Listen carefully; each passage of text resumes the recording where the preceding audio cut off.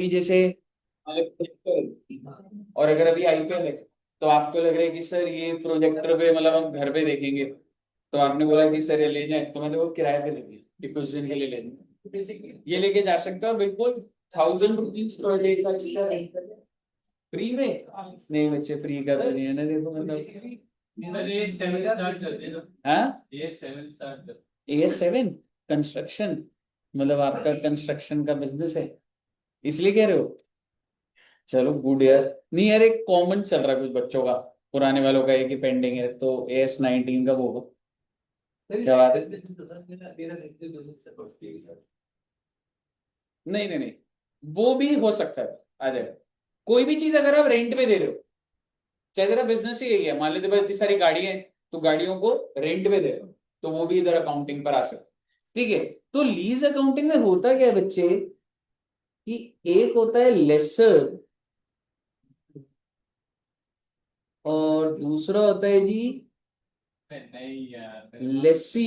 अच्छा जी। और जो लेसर होता है ना, वो right to use the asset किसको ट्रांसफर कर देता है कि भाई तू यूज कर ले भाई इसको लेसी। क्या आप मुझे बता सकते हैं ओनर कौन होते हैं इनमें से,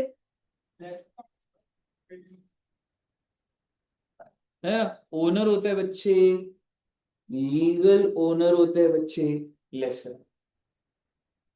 अच्छा जी। क्या आप मुझे बता सकते हैं, जैसे सपोज करो, अगर ये जो एसेट है सपोज करो AC है बच्चे, जो किराए पे दिए, तो क्या लेसी इन रिटर्न इसको कुछ पेमेंट्स करेगा, उसको क्या बोला जाता है। हर महीने का किराया भरेगा ना, हर साल बोल देता हूं मैं, मान लो मैं 3 साल के लिए एक एसेट दिया, 4 साल दिया, जो भी। ठीक है। तो लेसी क्या करेगा बच्चे, लेसी इसको पे करेगा, और उसको क्या बोला जाता है, लीज रेंट। रेंट बोल लो, लीज रेंट बोल लो, किराया जब तक मैं यूज करूंगा तब तक किराया। सिंपल सी बात है, आपने गाड़ी किराए पे ली, जगह किराए पे लिया, कोई भी एसेट प्लांट एंड मशीनरी किराए पे लिया, वॉट एवर, तो आपको क्या बोला जाता है, लेसी जिसने किराए पे लिया, जिसने दिया वो लेसर है, एंड यू पे एनुअल पेमेंट्स। तो आप ये कह सकते हैं जो लीज रेंट्स हैं वो एनुअली जाने। क्लियर है जी। और इनके इस एग्रीमेंट को क्या बोल दिया जाता है, लीज एग्रीमेंट। ओके।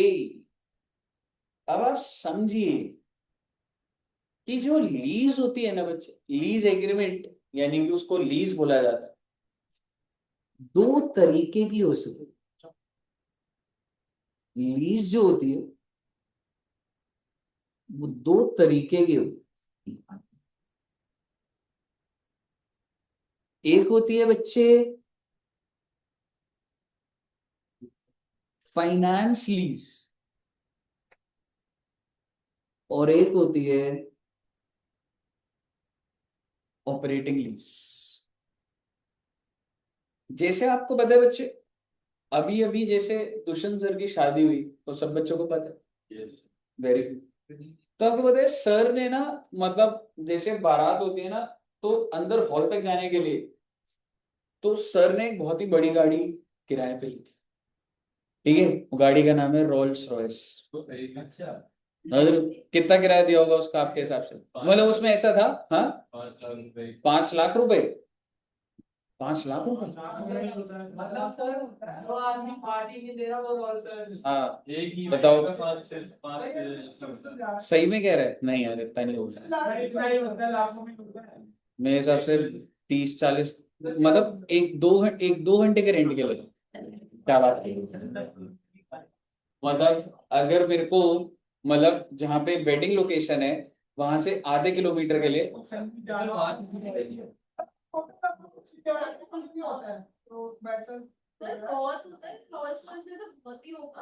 बात कर रहे हो? मतलब ये तो बहुत ही ज्यादा हो गया। फोटो भी दिखाई मैंने, मतलब बच्चों को इनको। वो बोलूंगा मैं सर को शेयर आपने पूरी गाड़ी देखी हो? सर पहले एविडेंस दिखा। सर पहचान नहीं नहीं, पर एक बात बताओ, मैं तुम्हें कार्ड दिखाता हूँ। आप कार सर आपको वो सर हाँ? दुष्यंत सर का? सर हाँ जी, वो थोड़ा सा ऊपर कर देना, वो नोट क्या कर कह रहे लेता। हैं? ऊपर कर देना स्क्रीन थोड़ी सी, नोट करना रह गया। एक मिनट रुकना बच्चों, मतलब मेरे को सच्ची में बताओ यार, मेरे को तो क्यूरोसिटी हो गई है भाई।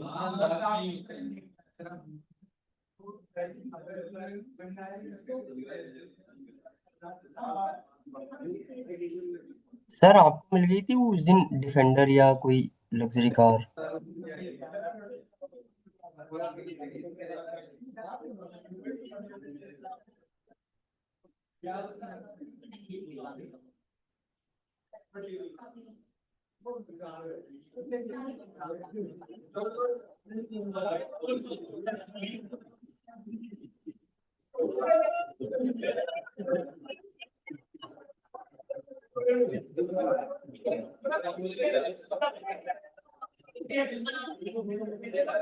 इसका कितना रेंट होगा?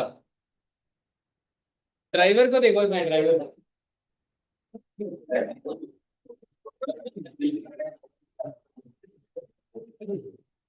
ठीक है, रोल्स रॉयस है। आगे निकालना उसको, कितने का होगा ये किराया, मतलब कितना किराया होगा? क्या बात कर रहे हो आप? 5 लाख मुझे बहुत ज्यादा लग रहा है भाई, इतने तो आ नहीं रहे जितने जा रहे हैं। नहीं, मेरे से अगर तुम बोलोगे ना, मतलब मुझे ऐसा लग रहा है 30-40,000 मैक्सिमम। इस वाली क्या होगी? हाँ, इस वाली का और रियल और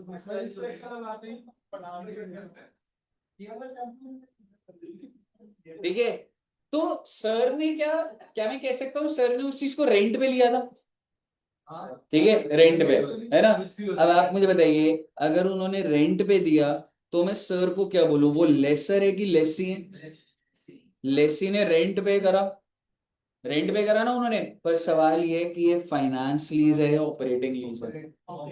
ऑपरेटिंग मतलब भाई साहब, गाड़ी आपकी नहीं हो जाती, 2 घंटे यूज करो, गाड़ी वापस करो, कल किसी और की शादी में जानी है उस गाड़ी ने, फिर किसी और के पास जानी है, so that's operating lease. Operating lease क्या होते हैं बच्चे?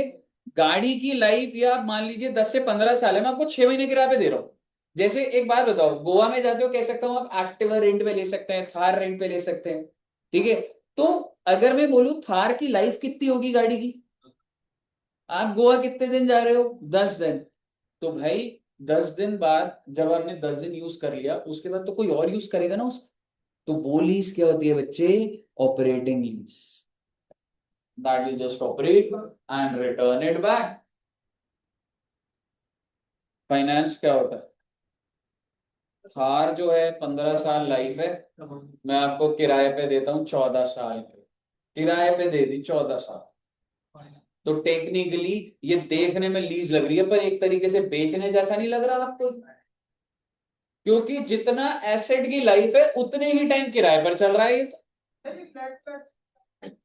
हाँ जी, एग्जैक्टली जैसे ये जगह है, आपके हिसाब से हम लोग का लीज एग्रीमेंट है, हम लोग कौन है? Lessee. So in our case it is operating और फाइनेंस। नो भाई, लाइफ बहुत बड़ी होती है इस एसेट की, बिल्डिंग की। मेरे को 3 साल के लिए मिला हुआ, समझ रहे हो? फिर ये 100 साल की भी होती है। वो दूसरी चीज होती है, वो लीज होल्ड प्रॉपर्टी होती है। वो जो RWA सोसाइटी जब अलॉट करती है ना मेंबर को पुराने टाइम पे, वो अलग चीज होती है। उस लीज को तो तू बोल सकता है फाइनेंस, लेकिन ये जो रेंटल एग्रीमेंट बन रहे हैं हमारे, ठीक है, वो कौन सी लीज हो गई बच्चे? ऑपरेटिंग। कहने का मतलब ये है, फाइनेंस लीज में ना ऐसा होता है कि मैं आपको ये प्रोजेक्टर किराए पे दे रहा हूं, आपके हिसाब से प्रोजेक्टर की लाइफ कितनी होगी? है जी,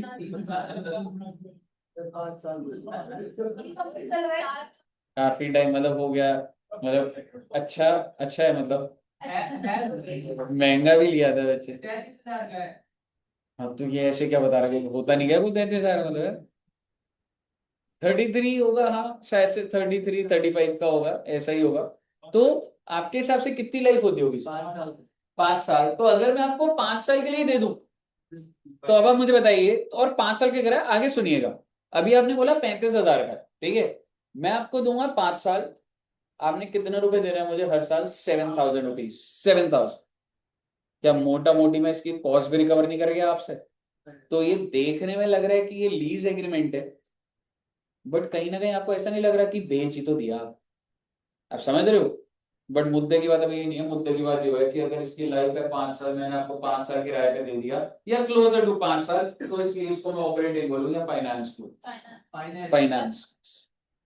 बिकॉज जो फाइनेंस लीज होता है, उसमें जो लीज टर्म होता है ना,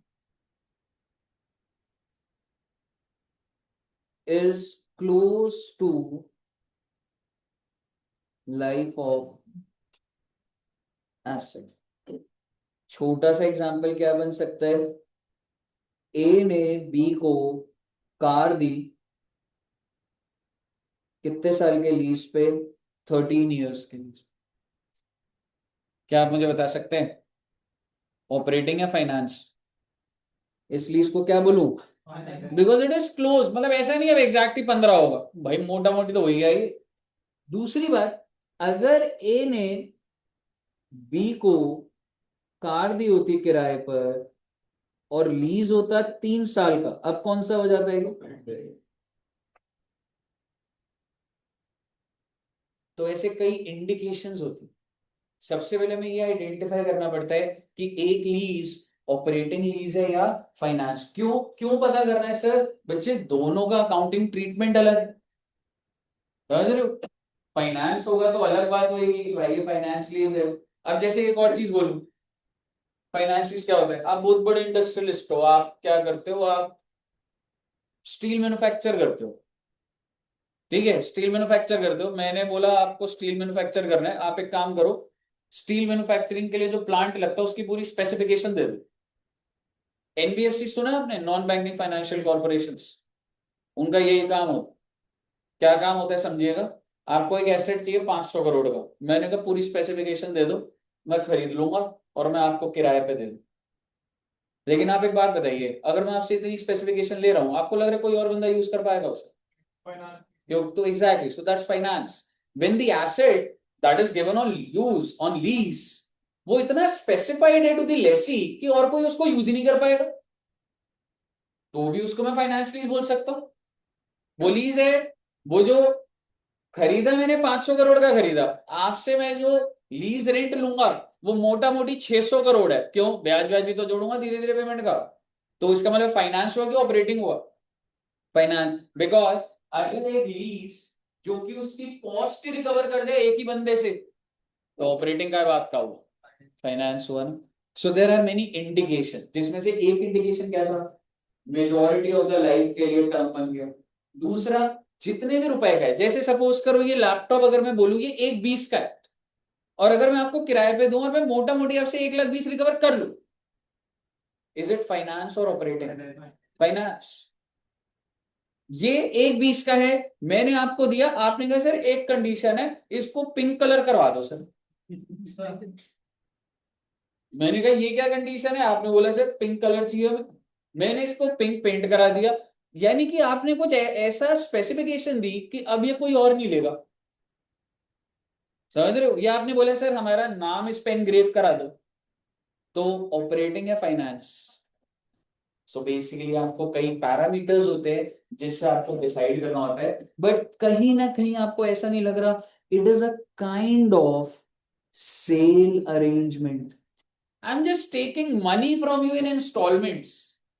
आप समझो, मैं आपको गाड़ी दे रहा हूं 15 साल के लिए, 1-1 लाख दे दियो भाई मुझे, 15 लाख आ जाएंगे मेरे पास, ठीक है? क्या ये किराए वाली बात है, या ये एक तरीके से मैंने बेचा है और आपसे धीरे धीरे पैसे आते रहे? धीरे धीरे पैसे आए। एसेट तो हमारा वही आगे एग्रीमेंट में लिखा होता है that you have the option to purchase the asset. अगर एग्रीमेंट में ये लिखा हो कि जब लाइफ खत्म हो जाएगी, ठीक है, तो भाई मुझे 15,000 और दे दियो, एसेट तेरा। तो क्या आपको लग नहीं रहा कि 15 साल के बाद भी गाड़ी की वैल्यू इतनी कम तो नहीं होगी? मैं 15,000 मांग रहा हूँ बस। और तो basically reading the terms and agreements, उससे मुझे क्या पता लग रहा है कि अरे भाई ये लीज बोलने का है, लेकिन अल्टीमेटली सेट को किसका हो जाएगा? ये लेसी। एनबीएफसी के काम, they take, they procure assets and they give it on lease. क्योंकि जो फैंसी, जैसे जो बड़ी बड़ी जैसे प्लांट एंड मशीनरीज होती है ना, तो वो एनबीएफसी के साथ ही उनको प्रोक्योर करवा देते हैं। लगेगा मेरे यहाँ पे मैं बिजनेसमैन हूँ, मैं आपको रेंट देता हूँ, तो मेरे लिए एक फाइनेंसिंग अरेंजमेंट होगा। टर्म्स है कितना पैसा जा रहा है, कुछ एनबीएफसी स्पेसिफिक होते हैं। हम स्टील के ही प्लांट मैन्युफैक्चर करते हैं, मतलब समझ रहे हो? तो देखो बैंक क्या करता है, तेरे को पैसा चाहिए वो देता है। एनबीएफसी एड ऑन कुछ तो करेगा जिंदगी में, कहेगा तेरे को जो गाड़ी खरीदनी है ना, तेरे को बेस्ट दिलवा दूंगा। समझ रहे हो? तो बेसिकली उनको कुछ ना कुछ तो अलग बैंक के थ्रू करवाना है ना। आपको पैसा चाहिए तो बैंक भी दे देता है। एनबीएफसी क्या करता है, दे हैव अ टीम जो कि plant and machinery, steel, best in the industry दिलवा देगी, किराए पे दे देगी। और एक तरीके से किराया क्या है, जितनी लाइफ है आप ही क्या लगा रहेगा, किराया देता रहे उसमें। मुझे बताइए, क्लियर है बच्चे? अगर आपको यहां तक क्लियर है ना जी, तो आप समझिए इसके ऊपर ना थ्योरेटिकल बात है, मेरे को आपको बस इतना ही लिखवाना था जैसे। ठीक है, वो हम जब रीड करेंगे तो वो है, मुझे आपके साथ स्टार्ट करवाना है पहले फाइनेंस में। हाँ जी, हाँ जी। अभी इंडिगो ने 2 प्लेन लीज पे लिए थे, तो वो डिपेंड करता है। अब वो लीज टर्म में अगर उसने जो प्लेन लिया वो इंडिगो का नहीं है, ठीक है, उसने मतलब वो एनबीएफसी के नाम पे, लेट सपोज। टर्किश एयरलाइंस लिए थे 5 साल में। भाई पेपर देखना पड़ता है ना। हो सकता है कि इंडिगो ने क्या करा हो, मैंने खरीद लिया, मैंने उस सामने वाले को पैसे देने, भाई पैसे दे दो, मैं बैंक से लोन ले लेते हैं। हो सकता है कि अभी वो मेरे नाम पे ना हो, it is purchase by NBFC और any other financier, not necessary है, हो सकता है बैंक भी करता हो। तुम खरीद के दे दो, तुम ही मालिक हो, मुझे किराए पे दे। उन्होंने लिया और फिर 6 साल बाद रिटर्न कर दिया था। उसमें एक सेल एंड लीज बैक भी आता है, कुछ और भी टेक्निकल चीजें होती है, बड़े लेवल बहुत अलग अलग कॉम्प्लिकेटेड अरेंजमेंट्स होते हैं। समझ रहे? मुद्दे की बात ये है, फाइनेंस लीज जो है ना बच्चे, हमें लेसी की बुक्स भी करनी है और लेसर की बुक्स। अब मेरा आपसे छोटा सा सवाल, who is the legal owner? Legal owner कौन है? Very good. लेकिन एक्चुअल में आपको क्या लग रहा है मालिक कौन है? लेसी। क्यों क्यों बोल रहा हूं? एक कॉन्सेप्ट होता था substance over form. Substance over form क्या होता है भाई? रियलिटी है, ये एसेट इसका है, समझ रहे हो? किराया विराया पे दिखाने का जरिया है, फाइनेंसिंग अरेंजमेंट है, पर भाई सारी जिम्मेवारी इसी पे आ रही। यानी कि जो एक्चुअल हो, लीगल ओनर तो वही रहेगा, पर ओनर एक्चुअल में कौन बन गया बच्चे? इसके कुछ इम्पैक्ट आएंगे, ध्यान से सुनिए। इसका मतलब लेसी क्या करेगा मालूम है? Lessee will record fixed asset in its books of accounts. क्यों? फिक्स्ड एसेट तो इसका हो जाएगा ना जी। सर मतलब ये जो एसेट लेगा उसका मालिक ये? हाँ बेटे हाँ। क्यों? क्योंकि ये फाइनेंस लीज है। एक बात बताओ, हम लोगों ने ये जगह किराए पे ली हुई है, तो आपको क्या लग रहा है ये जगह मेरी बैलेंस शीट में एसेट में दिख रहा होगा? नहीं। क्यों भाई? जितने टाइम ये भरे हैं ऑपरेटिंग है, मैं मालिक थोड़ा ना जगह। लेकिन अगर मैंने यहाँ से फाइनेंस लीज कर लिया तो मैं ऐसे 90 साल के लिए दे दो, तो फिर भाई मैं एसेट रिकॉर्ड करूंगा अपने आप। समझ रहे हो? तो बेसिकली रिकॉर्ड ये करेगा। आगे सुनिए, डेप्रिसिएशन कौन क्लेम करे? Exactly, depreciation will be claimed by lessor के बारे में छोड़िए एक बार आप, अब इसके बारे में कुछ टेक्निकल बातें करते हैं। लेसी की बुक सी करनी है हम लोग।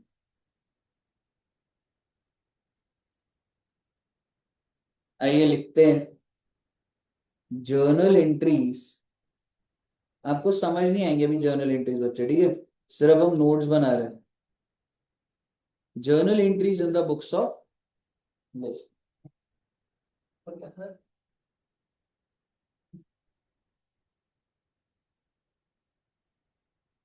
तो जो भी एसेट है वो fixed asset debit to laser.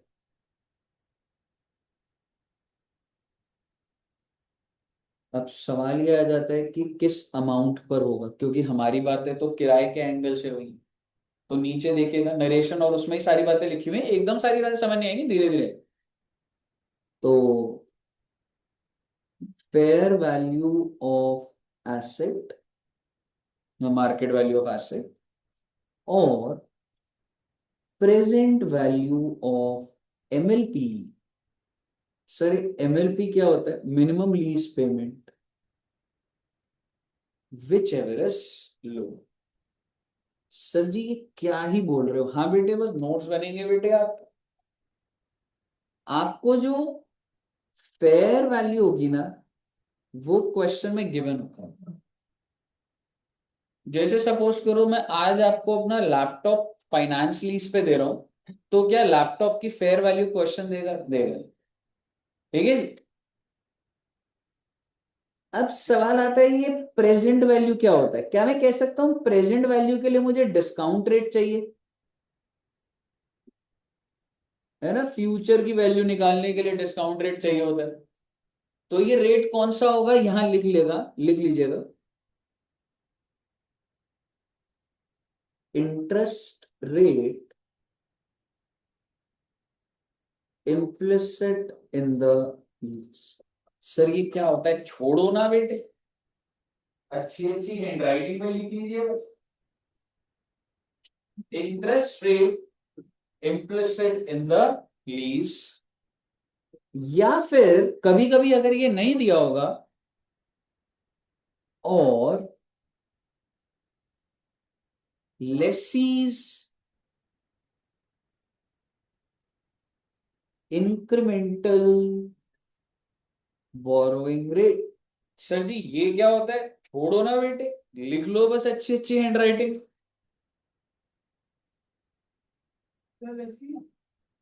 है जी, लस्सी नहीं बेटे, लस्सी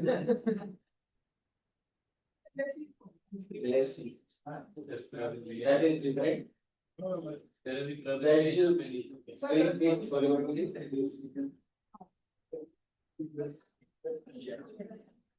क्या आप में से कोई बच्चा एमएलपी बता सकता है? Very good. MLP is minimum lease payment. O my God, तो तुमने कैसे लिखा? मैं कुछ लिख दिया क्या? नीचे लिख दूं, इधर लिख दूं ना, एमएलपी। सर ये एमएलपी क्या होता है? आ जाओ ऊपर आ जाओ। लेसी जो पे कर रहा था वो क्या पे करता है? तो लिख लेते हैं, तो पे करता है लीज रेट। दूसरा, आपने बात हुई थी हमारी कि अगर सर जब टाइम पीरियड खत्म हो जाएगा कि भाई 15,000 और दे दियो एसेट तेरा, है ना, तो उसको बोला जाता है guaranteed residual value, that is called GR.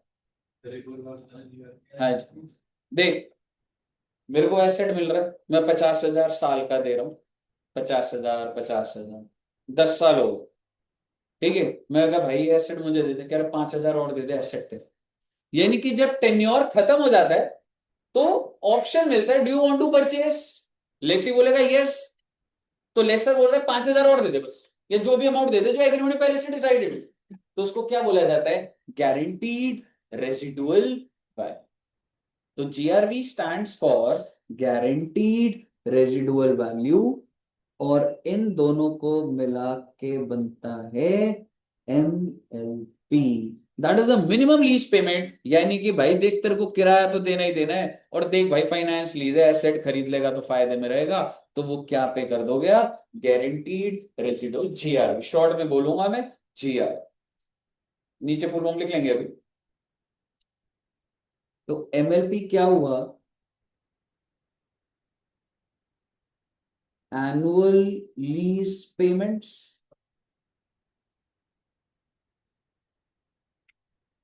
और दूसरा क्या हो गया? Guaranteed residual. ये दोनों मिला के क्या बन जाता है बच्चे? अच्छा जी, ध्यान रखिएगा बेटे, ये सारा डेटा यूज आएगा भी आप।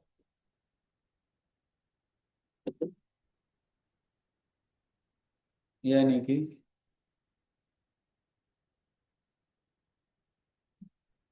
अगर आज मैं तुमको लैपटॉप दे रहा हूं, तुम लेसी हो, लैपटॉप की फेयर वैल्यू है 1 लाख। लैपटॉप की फेयर वैल्यू कितनी है? 1 लाख। अच्छा तुम लेसी हो, तो जैसे तुम्हें एसेट मिलेगा तुम फिक्स एसेट टू लेसर करोगे, तो तुम you are lessee, you will record the asset in your books. तो एक ऑप्शन तो क्या है, तुम कितने रुपए दिखाओगे? 1 लाख। दूसरा सन, प्रेजेंट वैल्यू ऑफ एमएलपी, तुमने मुझे जो जो देना है हर साल, मान लो 20,000 दे, 20,000 20,000 20,000, उसकी आज की वैल्यू, क्यों, क्या लिखा है मैंने? Present value.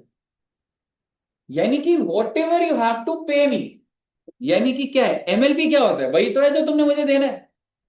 What is this? Lease rental plus GRV. अगर तुम इसकी प्रेजेंट वैल्यू निकाल दोगे तो आज की वैल्यू तो आ जाएगी, क्योंकि बेटे इतना तुम्हारे अंदर दिमाग होना चाहिए, कहीं ना कहीं अगर मैं तुमसे 5 साल पे पेमेंट ले रहा हूं तो क्या इन पेमेंट के अंदर ब्याज नहीं घुसा होगा? बिल्कुल घुसा होगा। आपको क्या लग रहा है, अगर ये लैपटॉप 1 लाख का है और मैं आपको 5 साल के लिए दे रहा हूं, क्योंकि लाइफ भी 5 साल है, तो आपसे बस 20-20 हजार लूंगा मैं 5 साल। आप समझ रहे हो मैं क्या बोल रहा हूं? लैपटॉप कितने का है? 1 लाख का। लाइफ कितनी है? 5 साल। आप मुझे बताइए, क्या मैं 20,000 लूं एनुअली?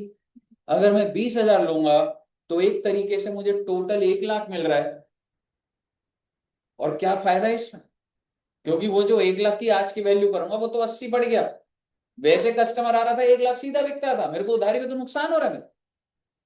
तो मैंने आपको बोला मैं आपसे 25 लूंगा, तो 25,000 कितनी बार लूंगा? 5 बार। अब मेरे को एक डिस्काउंट रेट चाहिए होगा, जब उसको मैं डिस्काउंट करूंगा तो इन दोनों में से जो लोअर होगा उस पर मेरा asset record, that is fair value और present value of MLP, whichever is. यहां तक क्लियर है बच्चे? बिल्कुल आगे लिखिएगा, क्वेश्चन आएगा, डोंट वरी। क्या दोस्त? Present value of MLP. देखो एक चीज समझ, अगर कोई चीज 1 लाख की है तो तू मुझे आज, ये लैपटॉप की बात कर, 1 लाख का मुझे बता, और आपके पास पैसा है, so how much you will pay me today? 1 lakh, और घर ले लो। लेकिन अगर एक बंदा मेरे पास आएगा और बोलेगा कि मैं 5 साल में पे करूंगा, तो तेरे को क्या लग रहा है, कौन सी स्ट्रेटेजी सही है? लाइक आई शुड से पे दिस इन 5 इंस्टॉलमेंट और पे 25,000 25,000। मैं देख मतलब 20 अगर आप पे करोगे, आपके पास तो ऑलरेडी पैसा है, लैपटॉप की मतलब आपको कॉन्सेप्ट मतलब हो चुका है या? ठीक है क्लियर है। तो आप मुझे बताइए, तो क्या अगर मैं जैसे 20-20 करूंगा तो मेरे को तो हर बंदा ही बोलेगा भाई उधारी पे ही ले लेते, क्योंकि अगर मैं बेच रहा हूं, जो इमीडिएट वाला है वो देख रहा है यार मेरे से 1 लाख एकदम से लेते हैं, और ये ऑप्शन भी है कि 20-20 करके हो रहे। इंटरेस्ट एग्जैक्टली, तो 25-25 हो गया ना बच्चे, जो 1 लाख तो टोटल कितना हो गया? 1 25। बट अब एक बात बताइए, आप सब बच्चों ने थोड़ा बहुत डिस्काउंटिंग पढ़ा होगा मैथ्स में या एफएम में, ये जो 25 है उसकी आज की वैल्यू, उस 25 की आज की वैल्यू, उस 25 की आज की, तो मैं प्रेजेंट वैल्यू ऑफ एमएलपी निकाल रहा हूँ। समझ आया आपको? यहाँ चिंता मत करिए, अभी आगे लिखिए। RV is GRV plus UGRV. Oh my god, ये क्या है बच्चे? क्या बोला आपने? आरबी जीआरबी अभी क्या RV is residual value, GRV is guaranteed residual value, UGRV is unguaranteed residual। एक मिनट लिख बिल्कुल लिख लीजिए बच्चे, कोई जल्दबाजी नहीं है।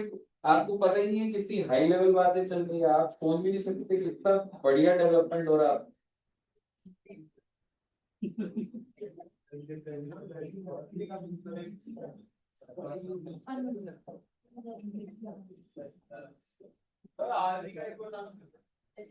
रेसिडुअल वैल्यू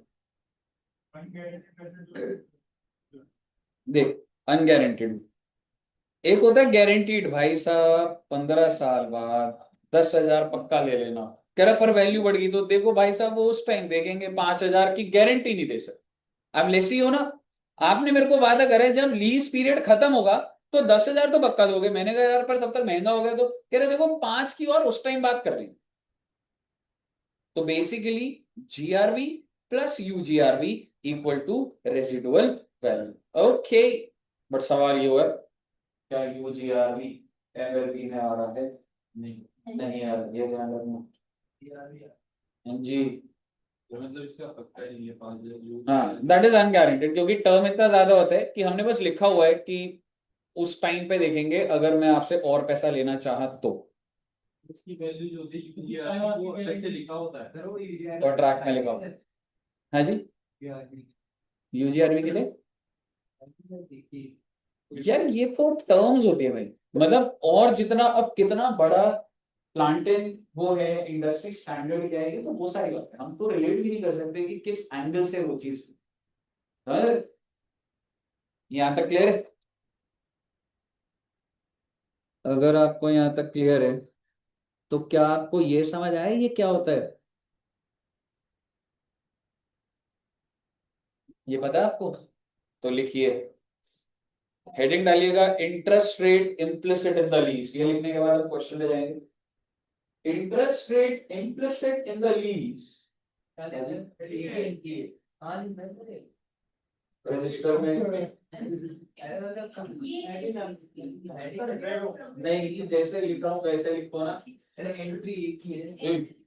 अरे एंट्री भी आ जाएगी ना, यहाँ तक लिख लिया ना आपने, इसके आगे लिखो इंटरेस्ट रेट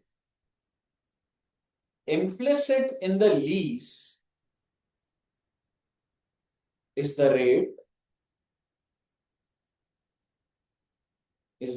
at which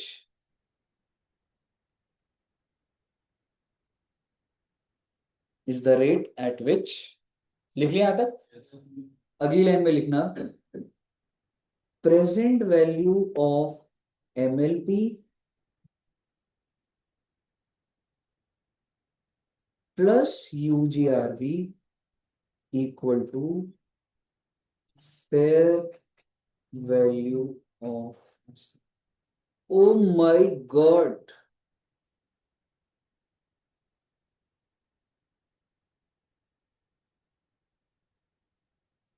पहले बताइए लिख लिया? आपको इंटरेस्ट रेट नहीं दिया होगा, ध्यान से सुनिए, बहुत अच्छी बात करूंगा। आपको इंटरेस्ट रेट नहीं दिया होगा, हमें वो इंटरेस्ट रेट को निकालना पड़ेगा। पर क्या क्या गिवन होगा? क्या सर मुझे लीज रेंटल गिवन हो गए? गिवन हो कि मैंने एक एसेट लिया किराया। क्या मुझे GRV गिवन होगा? गिवन होगा। क्या मुझे UGRV गिवन होगा? गिवन होगा। क्या फेयर वैल्यू गिवन होगा? गिवन होगा। मुझे सब बातें गिवन, रेट नहीं दिया होगा। वो रेट में कैसे निकाला? ये कैसा रेट है कि जब मैं, मुझे हिट एंड ट्रायल करना पड़ेगा, ठीक है, तो जब मैं इन सबको डिस्काउंट करूं किसके ऊपर? रेट के ऊपर, पर वही तो निकालना है। तो वो कैसे निकलेगा वो छोड़िए ना, वो तो एक प्रोसेस है। मतलब मेरे को कोई एक ऐसा रेट चाहिए, I don't have the rate, कि जब मैं MLP और UGRV को डिस्काउंट करूं तो वो किसके बराबर आ जाए? Fair value. और मैं वो आपको रेट निकलवा दूंगा, आप उसकी चिंता मत करो। उस रेट को क्या बोला जाता है? Interest rate implicit in the lease. पहले बताइए, यहां तक क्लियर है? और जब तुम्हारा वो इंटरेस्ट निकलेगा, अब इस एंट्री पर आओ, क्या मैं कह सकता हूं ये वही इंटरेस्ट है जो अभी मैंने निकाला? सर एक बार रिपीट कर देना। एक बार नहीं, अब एक बार सुनो, एक बार बिल्कुल। अब मैं इस रेट को जब मैं डिस्काउंटिंग किसको कर रहा हूं? एमएलपी में यूजीआरवी आ रहा है क्या? तो ये तो ऑब्वियस है ना कि इससे कम ही आएगा। कोई बात नहीं।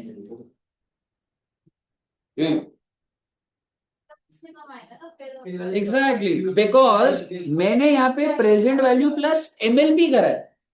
यूजीआरवी जो होता था वो नहीं लेना मेरे को। तो वो रेट तो ऐसा नहीं, नीचे से पहले रेट निकला मेरा, वो रेट कैसे निकला कि इन दोनों को डिस्काउंट कराया तो इसके बराबर आया। तो अब जब मैं डिस्काउंटिंग में इसको हटा दूंगा तो ऑब्वियस है ना, वो फेयर वैल्यू से कम ही आएगा। तो आपको एक प्रोसीजर, ऐसे इमीडिएट जरूरी नहीं है यू कनेक्टेड इमीडिएटली। बेसिकली आप ये समझो कि क्वेश्चन के अंदर आपको ये गिवन होगा, सबसे पहले मुझे इंटरेस्ट निकालना होगा। तो इंटरेस्ट निकालने का कैसे निकलता है वो छोड़िए, मुझे एक इंटरेस्ट निकालना होगा कि मैं इसको डिस्काउंट करूं तो वो कितना आ जाए। मान लो मेरी फेयर वैल्यू 2 लाख है, तो यहाँ भी क्या आ जाए, 2। So I have now interest with me. अब मैं इस एंट्री पे जाऊंगा, एसेट मेरा फिक्स्ड एसेट टू लेसर डालूंगा, फेयर वैल्यू और प्रेजेंट वैल्यू ऑफ एमएलपी। तो जब मैं एमएलपी ले रहा हूँ तो कह सकता हूँ लीज रेंट प्लस जीआरवी करूंगा। और अगर ये वही रेट है तो बेटे ऑब्वियस बात है ना, फेयर वैल्यू से तो कम ही आएगा। Make sense? सर यहाँ पे फेयर वैल्यू लिखा है। क्या दोस्त? फेयर वैल्यू लिखा है। ठीक है, मतलब हर बार प्रेजेंट वैल्यू और वही आएगा टेक्निकली? नहीं नहीं नहीं, ऐसा नहीं है। मतलब ये एनालिसिस है वैसे, मतलब वो वाली चीज है। ठीक है ना, यहाँ तक क्लियर है आपको? अगर आपको यहाँ तक क्लियर है तो आइए एक सवाल पे चलते हैं। उस सवाल में हमें ये सारी टर्म्स दे रखी होंगी। और एंट्री का क्या है बेटे, ये मोटा मोटी आपको इतना भी समझ आना चाहिए। क्या आपको ये प्रिंसिपल अमाउंट नहीं लग रहा? भाई आपका दिमाग इतना चलना चाहिए। भाई मैं जितनी भी पेमेंट कर रहा हूं, अगर उसको मैं आज के टाइम पे ले आऊंगा तो इंटरेस्ट ही तो कटता है, और क्या कटता है। अगर मैं 25,000 5 बार पेमेंट कर रहा था, मैं 1,25,000 दे रहा था, तो उसकी आज की वैल्यू करूंगा। So that is excluding interest no. आज की वैल्यू पे लाने का मतलब यही होता है कि अगर इंटरेस्ट रेट डिस्काउंट रेट 10% है तो वो आज की वैल्यू ला रहा है। तो क्या आपको ये समझ नहीं आ रहा कि ये जो एंट्री है ये प्रिंसिपल अमाउंट की है? मुझे बताइए, क्या ये बात क्लियर है या नहीं है? क्लियर है ना? तो एक बार के लिए एंट्री खत्म करते हैं, नेक्स्ट एंट्री लिखिएगा। बस अब जो मैंने लिखवाना था लिखवा दिया, नेक्स्ट एंट्री लिखिएगा। क्वेश्चन करेंगे तो एक बार एंट्री लिख लेते हैं। एंट्री नंबर 1 लिख लीजिए हमने। एंट्री नंबर 2 सुनिए, will you be paying interest और नॉट? यस। और इंटरेस्ट की बाइफरकेशन निकल जाएगी, ये जो भी तुमने सारा काम धाम करा है ना, इंटरेस्ट निकाल दूंगा। तो आप एंट्री डालिए, finance charges debit, lease charge बोल लो, फाइनेंस चार्ज बोल लो, फाइनेंस चार्ज लिख लो, finance charge debit to lessor, lessor के नाम की लायबिलिटी बन जाएगी। और ब्रैकेट में आगे करके ऐसे तीनों अमाउंट पे तो क्रॉस क्रॉस लिख देना, और उसके आगे लिख दो कि इंटरेस्ट है, साल का इंटरेस्ट है क्या। जैसे डेबिट टू भाई देख, बताता हूँ, एक बार एंट्री डाल देता हूँ। फाइनेंस चार्ज टू लेसर, और ये किस अमाउंट से हो रहा होगा?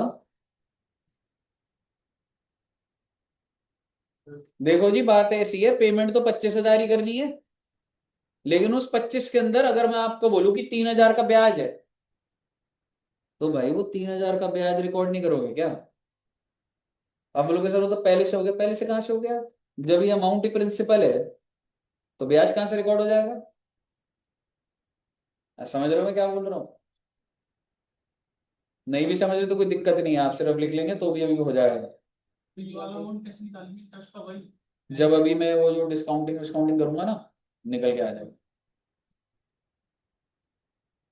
अमाउंट कैसे निकलेगा वो देख लेंगे अभी, हाँ सर, वो निकल जाएगा उसमें। अब आप मुझे बताइए, क्या मैं लेसर को पे करूंगा या नहीं करूंगा?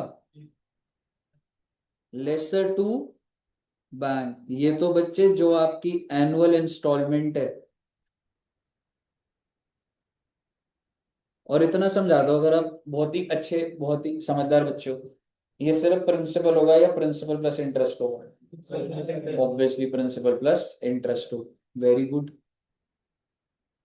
और अगर आप इतने ही समझदार बच्चे हो तो अब बता दो, डेप्रिसिएशन लगाऊं या ना लगाऊं? बिल्कुल लगाएंगे, डेप्रिसिएशन टू फिक्स्ड एसेट। जो एसेट की लाइफ दे रखी होगी भाई, लगा दूंगा डेप्रिसिएशन उस पर। डब्ल्यूडीवी हो, एसएलएम हो, सैलवेज वैल्यू देगा जो भी देगा। और आप मुझे बता दीजिए, आखिरी में पीएनएल में ट्रांसफर कर दूंगा अपने डेप्रिसिएशन को। और एक और चीज ट्रांसफर होगी जी। छा गए बेटे, आप छा गए एकदम हायर परचेज टाइप से। क्या लिखा? PNL, finance charge. Finance charge मेरा खर्चा है ना बच्चे, इंटरेस्ट था ना मेरा। फाइनेंस चार्ज मेरा इंटरेस्ट है, उसको मैंने पीएनएल में ट्रांसफर कर। क्या यहाँ तक आप बच्चों को क्लियर है?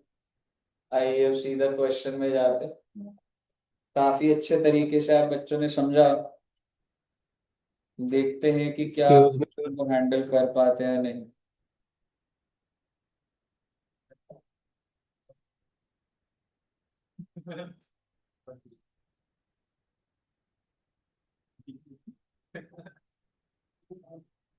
Excuse me sir.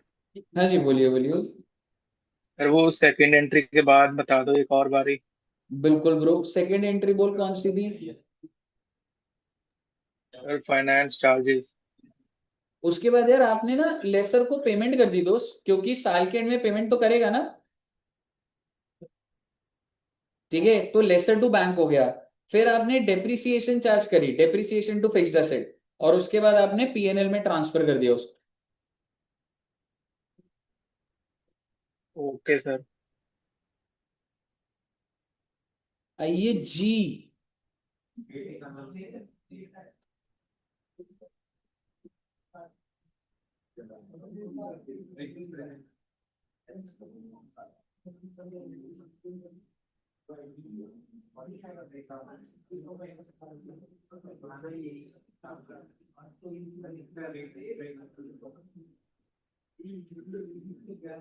ओके।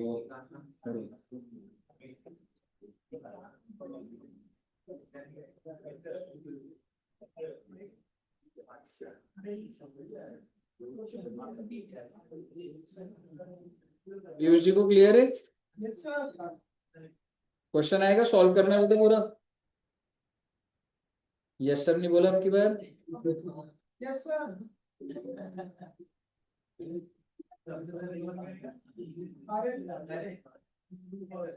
एकदम बढ़िया क्वेश्चन आएगा बच्चा, आपको अच्छा लगेगा। बस आप ध्यान से सुनिएगा, ठीक है? टेबल आप इसे बनवाऊंगा। अच्छा जी,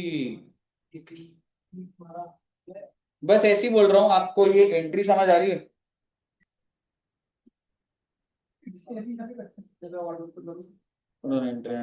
आओ एक बार इधर। एग्जाम्पल नंबर 1 मैं आपको रीड कराऊंगा, ध्यान से देखिएगा। एनुअल लीज रेंट, यानी कि साल का आपको एवरी ईयर कितना कितना पे करना है बच्चे? 50,000। कितने सालों तक? बहुत अच्छी बात। What is the GR? 25,000। What is the UGR? तो रेजिडुअल वैल्यू क्या हुई? 40। दोनों को जोड़ देते हैं तो मेरे किसी काम की नहीं होगी, बस आपको फॉर्मूला पता होना चाहिए। दोनों को जोड़ दोगे तो residual value. What is the fair value?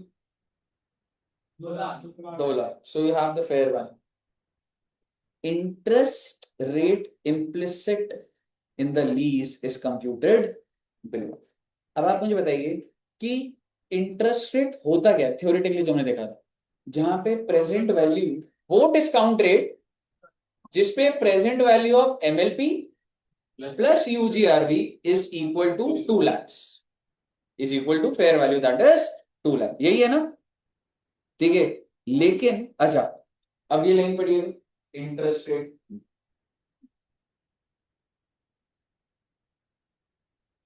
यही लिखा हुआ है, 2 लाख के जिससे 10 बट पॉइंट ये है I don't have any rate of interest, तो मुझे हिट एंड ट्रायल लगाना, हिट एंड ट्रायल बेसिस पे होगा। एफएम में करा है कुछ बच्चों ने वो आईआरआर निकालने के लिए, 1 डिवाइडेड बाय क्या? ना 1/1 नहीं, वो एक फॉर्मूला होता है, lower rate NPV higher rate NPV.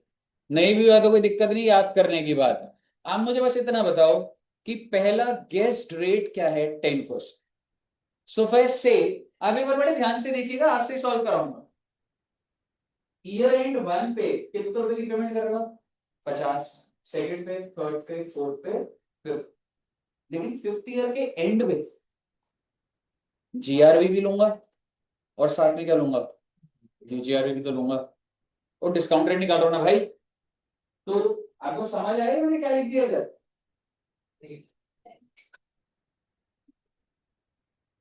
ठीक है।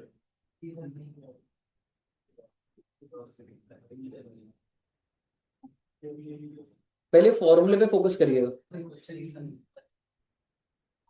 है जी? मुझे याद है अमाउंट, अभी देखना एक बार। Present value of MLP plus UGRV should be equal to 2 lakh, ऐसा ही है ना? Can you tell me what is MLP? Like year end 1 पे 50,000, क्योंकि मुझे हर साल 50,000 ही देना ना। ईयर एंड 2 पे 50, ईयर एंड 3 पे 50, year and 4 50,000, year and 5 50। But what is GRV? कितनी थी? 25,000 थी, आई एम नॉट श्योर, 15 थी, 25 थी। 25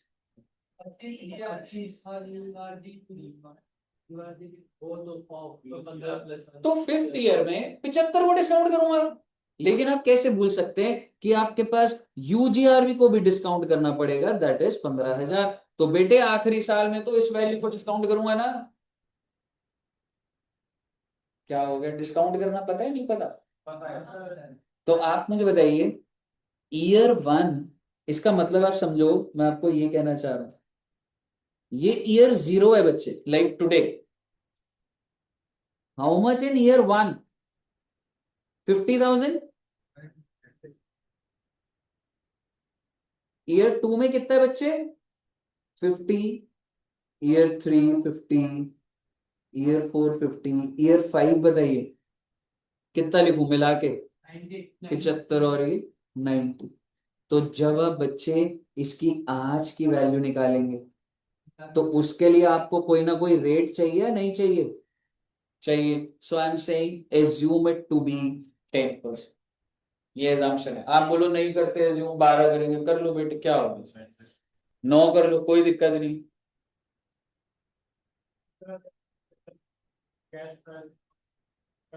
नहीं, ये वो नहीं, स्टेप बाय स्टेप करते हैं। क्या हम 10% पे इसको वो कर पाएंगे एक बार के लिए? पहले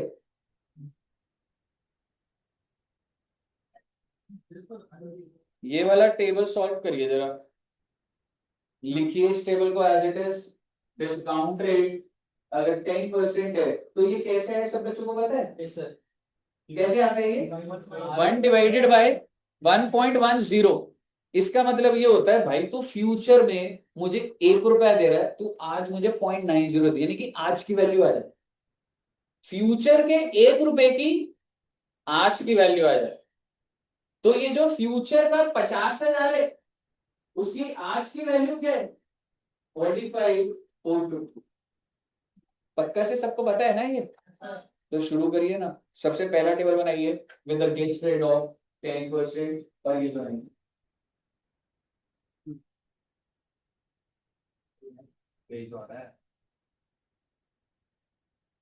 कौन सा क्वेश्चन? एग्जाम्पल नंबर बनाइए।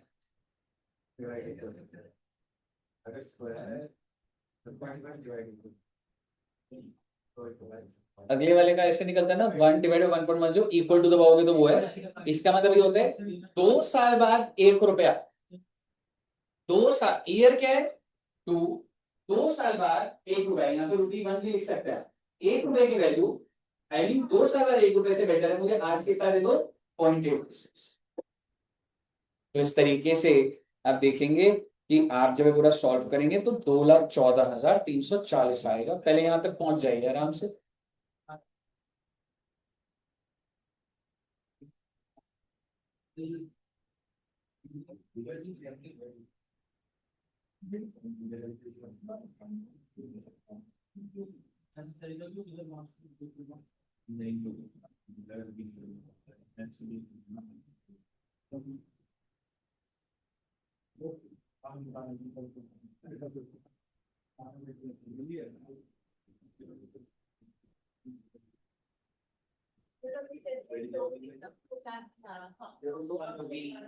तो नेक्स्ट हायर रेट का निकालना होगा जिससे कि 2 लाख से कम तक, फिर वो फॉर्मूला लगेगा, फिर वो रेट आएगा जिसमें हम अपने आप डिस्काउंटिंग पूरा डॉट दोगे।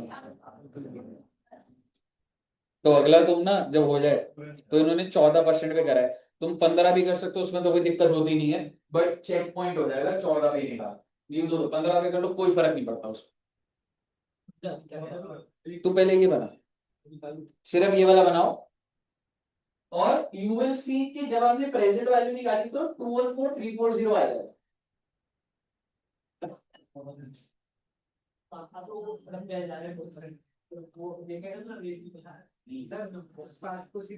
हाँ सीधा 90, वो नहीं तो वो लगता है कंफ्यूजन लग के क्या है 90 भी, ये 90 ही है टेक्निक।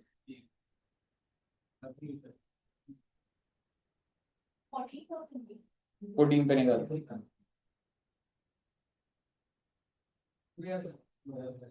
हो गया बच्चे। नहीं, अब बस एक चीज बोलूंगा, आप एक बार सारे बच्चे सुन लेना, ये तो सारा कैलकुलेशन पैटर्न, ठीक है, एक बार सुन लेना, आपका आंसर कितना आएगा 214340। कैन आई से this is more than 2 lakhs? 2 lakh is a fair value. अभी आंसर क्या है 214। अब मुझे एक ऐसा रेट चाहिए कि आंसर 2 लाख से नीचे आए, एक रेट पे 2 लाख से ऊपर चाहिए, जो कि ये आ गया। अब मुझे चाहिए कि 2 लाख से कम आए, तो आप एक बात बताओ, रेट को बढ़ाऊंगा तभी तो ये वैल्यू और गिरती जाएगी। रेट अगर 15 होगा तो ये और लगभग 42,000 है कुछ हो जाएगा। So now the next rate will be, it can be any, आप 15 हो सकता है, आप 13 हो सकता है। इंस्टीट्यूट ने क्या लिया बच्चे 14, और आप देख भी सकते हैं present value of average and user the guess rate of 14%। तो आप मुझे बताइए 14 पे भी एक बार निकालिएगा, एंड आप देखेंगे कि जब आप 14 पे निकालेंगे तो आंसर क्या आएगा। सो बेसिकली यार 2 रेट्स आ गए, 2 लाख से ऊपर है 2 लाख से कम है, फिर ये फॉर्मूले में लगा देंगे रेट आ जाएगा। कहा अभी ये वाला हो गया सब बच्चों का। एक मिनट, स्टेप बाय स्टेप करिए, कोई जल्दबाजी नहीं है, बस इतना करेंगे एक बार ना, मतलब कोई दिक्कत नहीं आएगी उसमें। दोनों से निकल गया। अब ना एक फॉर्मूला है, ठीक है, वो याद करना होता है।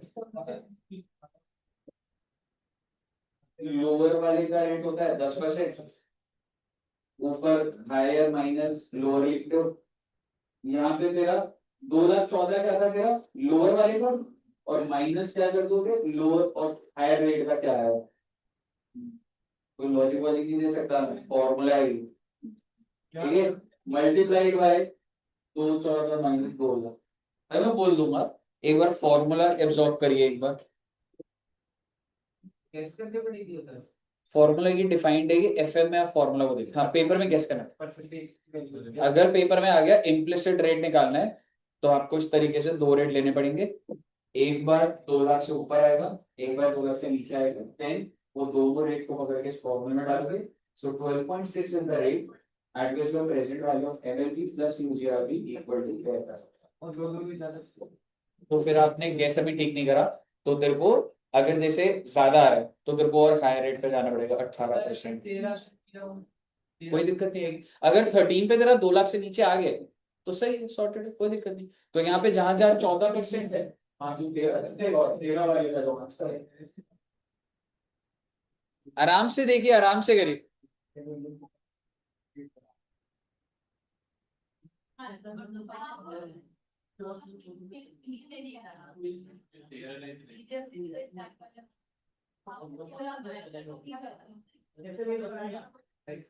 पे ज्यादा आ रहा है, 2 लाख से ज्यादा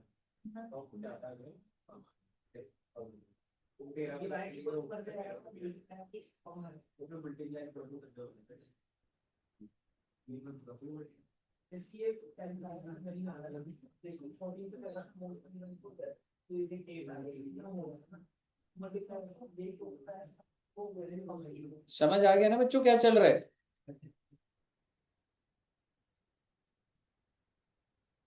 एनपीवी होता है ना वो तुम्हारा एफएम में।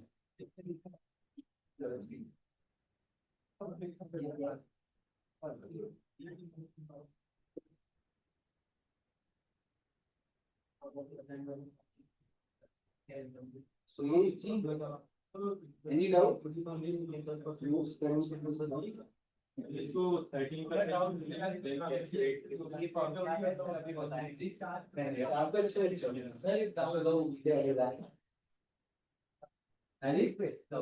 हाँ बोलो वो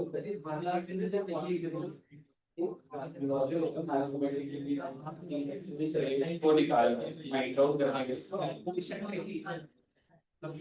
के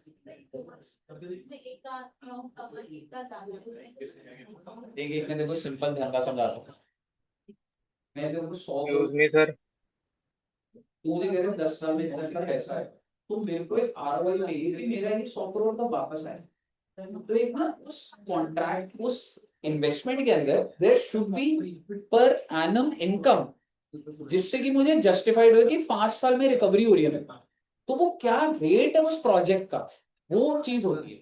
तो जैसे अगर 2 लाख की 4 लाख है, तो 4 लाख के अंदर भी अलग से कुछ है। अगर फेयर वैल्यू तेरी 4 लाख होती है तो एक निकालता तू रेट जिसपे 4 लाख शुरू होता है, 4 लाख, ठीक है ना?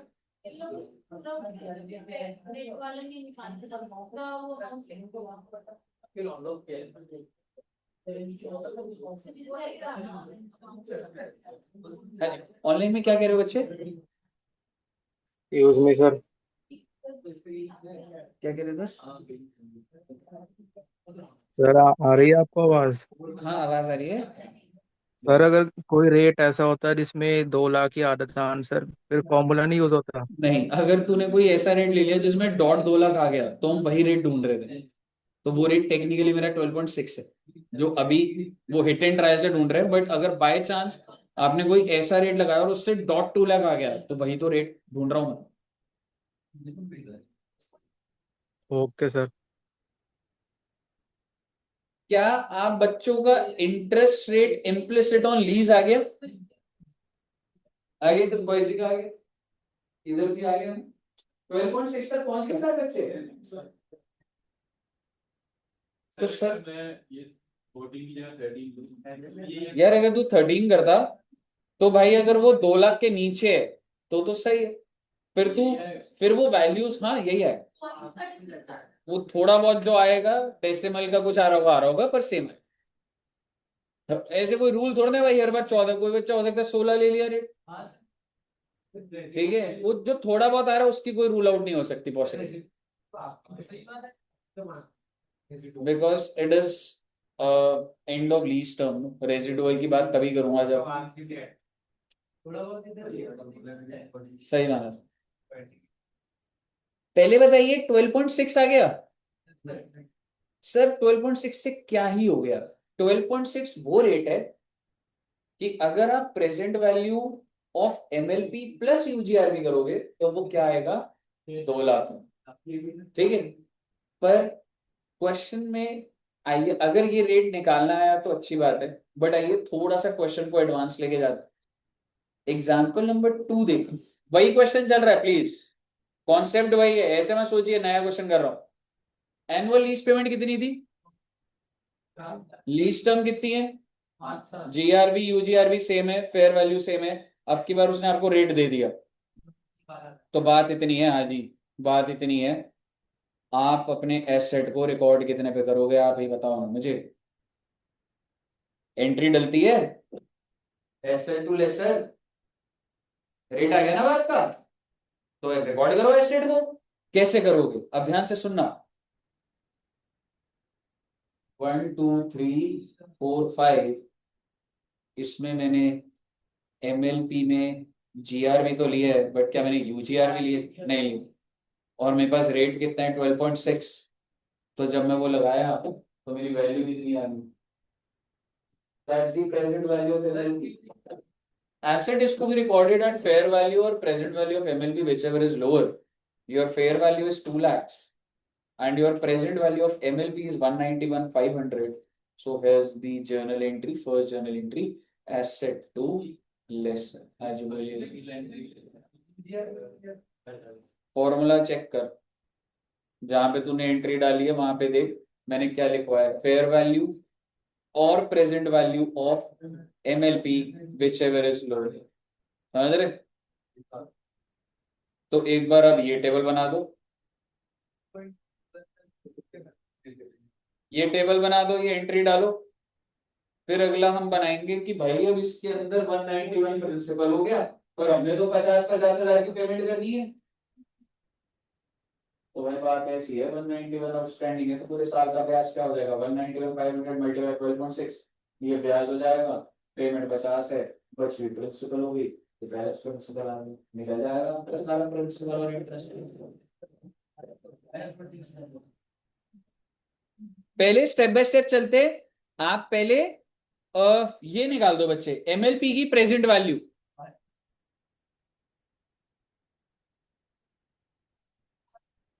क्योंकि जो फर्स्ट जर्नल एंट्री है उस पर डाल दीजिए।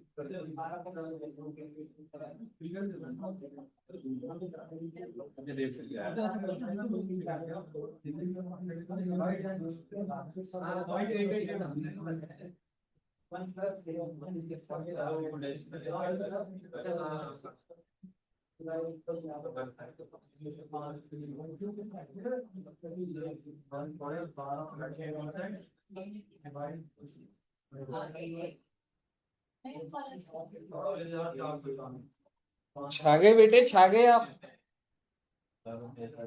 सभी बच्चों को बहुत खुशी महसूस होनी चाहिए।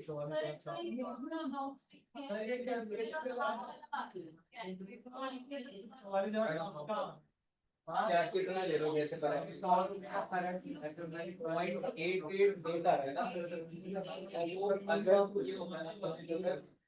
8 है ना तो 0.89 ले लेते हो आप, मतलब ऐसे। इसके लिए देखो तुम्हारे एफएम के प्रिंसिपल जो है वो तो सही है, एक क्वेश्चन के लिए हमको फॉलो करो, समझ रहे हो? देखो एक बार बताओ, 0.88 आ रहा है, 888, तो क्या होता है वैसे, अगर नेक्स्ट वीक थर्ड वाला 8 है ना तो 5 पे ऊपर है, तो 890 पे। एफएम में मुझे नहीं लगता ऐसा चलता, उसमें आप एग्जैक्ट चलाते हो, ठीक है, पर इधर चला लो भाई। अगर तुम 0.888 भी कर लोगे ना, ऐसा गलत नहीं होगा, ठीक है, बट ये वाला क्वेश्चन कर रहे हो तो इनका थोड़ा हल्का फॉलो, थोड़ा बहुत फॉलो कर। मुझे पूरा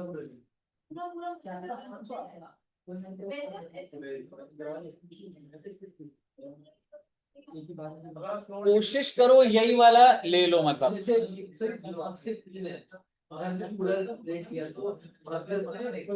यार ऐसा होना तो नहीं चाहिए, पर वो अगर आप सोच के देखो पूरे इंडिया में जितने बच्चे दे रहे होंगे, तो ऐसा तो हो नहीं सकता कि सबका एकदम एग्जैक्ट सेम आएगा, तो वो प्रोसेस देखते हैं, अगर वो ठीक है तो हो जाता है, बट मैं सेफर साइड बोलूंगा जैसा ये कर रहे हैं वो तो। सर जब हमने पिछला वाला करा था, हमने MLP भी लिया और अनगारंटीड भी लिया, वो अलग चीज है, बताओ। क्योंकि हम लोग ना इंटरेस्ट निकालते हैं, और इंटरेस्ट निकालने के लिए हमें वो जो इंटरेस्ट होता है वो मैंने आपको लिखवाया था इम्प्लिसिट, हमें ये रेट निकालना है। ये रेट कैसे निकलता है कि मुझे MLP और यूजीआरपी को डिस्काउंट करना है कुछ एक्स रेट पे, so that is equal to fair value, तो इसलिए मैंने वहां पे लिया।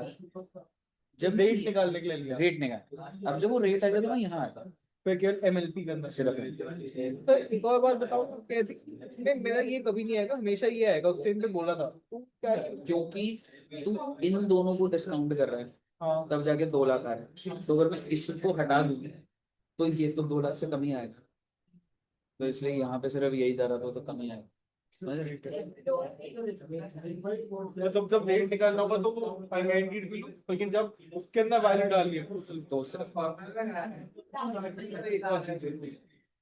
सर जैसे यहाँ पे मेरे को 2 लाख दे रखा है, ठीक है, ये तो मेरे को ऑलरेडी गिवन है, बट जैसे मेरे को पता है अगर मैं 12.6 से ये सेम चीज करूँ तो मैं 2 लाख आंसर आ रहा है, ठीक है। कैसे? सर जैसे एमएलपी और यूजीआरसी तो मैं 12 पॉइंट जैसे 10 से डिस्काउंट है, 12.6 से डिस्काउंट तो मैं 2 लाख ही आ रहा है। 12.6 को पता कैसे लगा? वो अगर तो क्वेश्चन ही नहीं आ रहा है ना। तो भाई, तो यहाँ पे भी तो भाई, हाँ, बट 2 लाख का पहले से दे रखा है।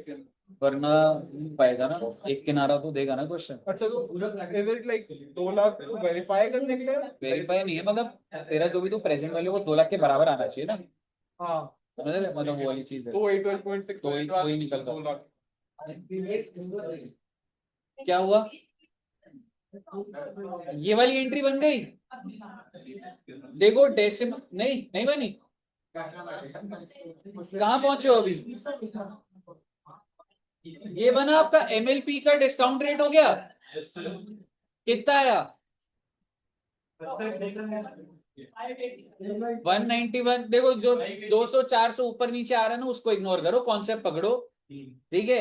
191 500 आ रहा है, 200 आ रहा है, 800 आ रहा है, वो कोई दिक्कत वाली बात नहीं भाई, वो राउंड ऑफ कर रहे हैं उस चीज को, और उस पर कोई रूल नहीं है, ठीक है। आप मुझे बताइए पहले, क्या ये एंट्री जस्टिफाई हो गई है आपकी? ये डन है? इस एंट्री से प्रिंसिपल अमाउंट क्या निकल कर आता है? एग्जैक्टली, ये प्रिंसिपल अमाउंट है। अब सवाल ये है, but at the end of year 1 I have to pay 50,000। जब साल खत्म होगा, पहली पेमेंट कितनी की है आपकी? 50,000। क्या उस 50,000 के अंदर ब्याज है? बिल्कुल है जी। तो क्या मैं उसे सेपरेट कर सकता हूं? बिल्कुल कर दूंगा। एक बात बताओ, 191,500 तुम्हारा ओपनिंग बैलेंस है, 191,500 पे कितना रेट ऑफ इंटरेस्ट है? 12.6। तो कितना इंटरेस्ट आ जाएगा वो?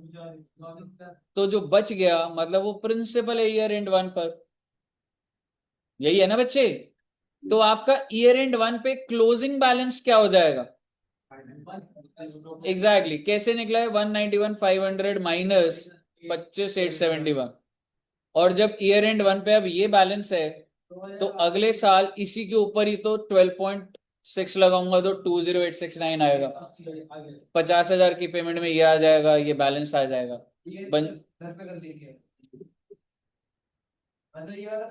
हाँ मतलब समझ आ गया ना? मुझे बताइए, सबको समझ आ गया? अगर आ गया तो अभी के अभी कर लो बेटे, खत्म कर लो उसको।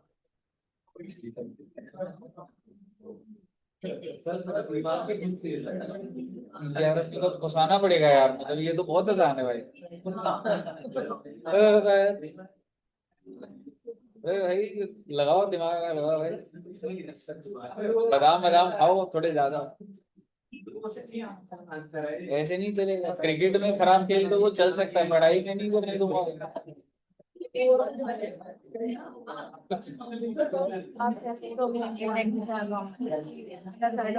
कब देंगे? फ्राइडे कॉलेज है? फ्राइडे का तो नहीं है, लेकिन मेरी प्रिपरेशन मैं साथ में कॉलेज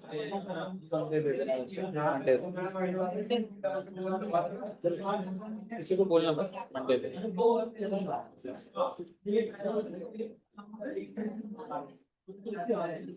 ए बनाओ रे सारे, हल्के हो रहे एकदम, दम नहीं डालते बिल्कुल।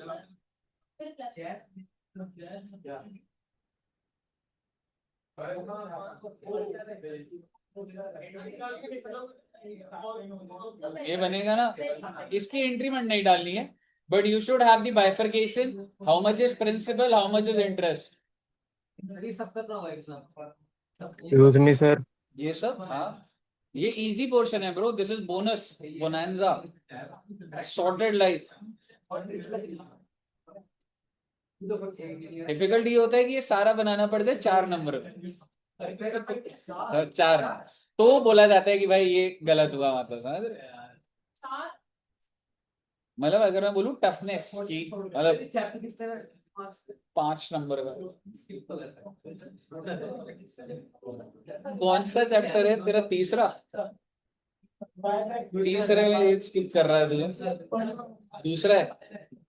हाँ, पहले 3 तेरे वैसे ही 3-0 हो जाता है हमेशा तू।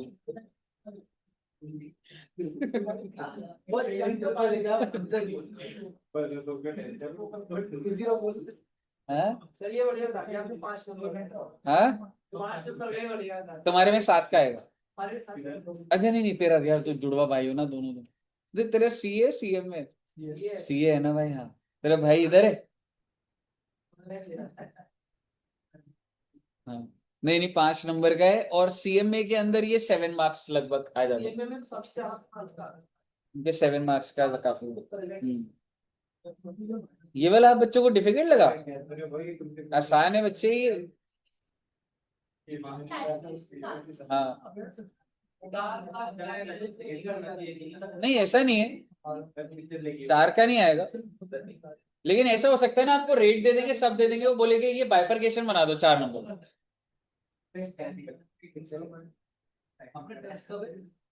सैटरडे टेस्ट में अगर नंबर नहीं आया ना बेटे, तो कुछ गलत हो सकता है। नंबर आने चाहिए, दम डालो स्टार्टिंग से। हाँ हाँ, अभी तो ये अभी से ऐसे हो रखे हैं। हाँ,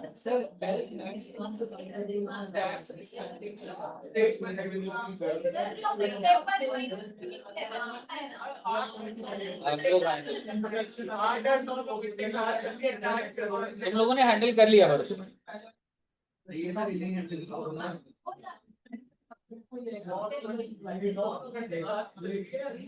पीछे हो गया आस्था जी, पक्का से आऊं बेटे चेक करने?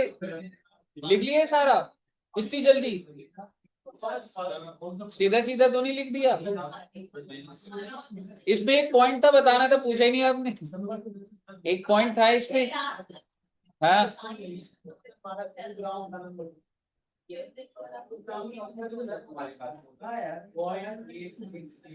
लास्ट वाले में पता है क्या था? कि देखो बच्चे, चलो बस ये बस सुन लो, बस फिर घर पे बना लेना, मुझे लग रहा है। देखो भैया, बात ऐसी है, 5वें इंस्टॉलमेंट पे जाओगे ना, तो कितना आ रहा है? 66, 763 है। तो ये तो ऑब्वियस बात है ना, ये सारा प्रिंसिपल है, तो मैंने प्रिंसिपल में लिख दिया, बचा हुआ इंटरेस्ट लिख दिया अपने 75,000 को क्लोज। अब वो कैलकुलेशन देखोगे एग्जैक्ट नहीं आ रहा होगा, और इन्होंने ये लिखा हुआ नीचे भी, the difference between the figure, कि ये जो 66 इंटू 8412 आ रहा है, पर हम लिख रहे हैं 8237, तो उन्होंने ले देके सारी राउंडिंग ऑफ का इम्पैक्ट आखिरी में डाला। समझे आप मैंने क्या बोल दिया? 5th ईयर में आ गया, 5वें साल के। मुझे बताओ, जब 4 साल तेरे एंड हुए, तो कितने का प्रिंसिपल रह गया? कितने का प्रिंसिपल रह गया? 66 763। तो मैंने वो प्रिंसिपल यही लिख दिया ना, पर जब पेमेंट तो 75 की है, हाँ तो ब्याज डाल दिया ना। पर तुम एक्चुअल में देखोगे तो इसके ऊपर जो ब्याज आ रहा है ना, वो ये आ रहा होगा 8412। तो इंस्टीट्यूट ने बोला हाँ तो ठीक है, राउंड अप कर दिया ना, यानी कि वो सारा इम्पैक्ट जो तुम डेसिमल वाला लेके चल रहे थे, ले देके एंड में राउंड अप यहाँ पे 200-250 का फिर। क्लियर है यहाँ तक? अगर आपको यहाँ तक क्लियर है तो वेरी गुड। आपको अभी AS19 का कोई क्वेश्चन नहीं करना, सिर्फ जो जितना कराया वो कर लेना। नेक्स्ट क्लास में कोशिश है कि खत्म हो जाए, नहीं तो मुझे लग रहा है 2 क्लास लगेगी, 2 क्लासेस स्टार्ट कर दूंगा आज तो, मुझे हर हाल में बस अभी अभी कर देंगे स्टार्ट, ठीक है? Okay, thank you very much, बहुत बहुत बहुत। सर हमारे भी ये क्लास है।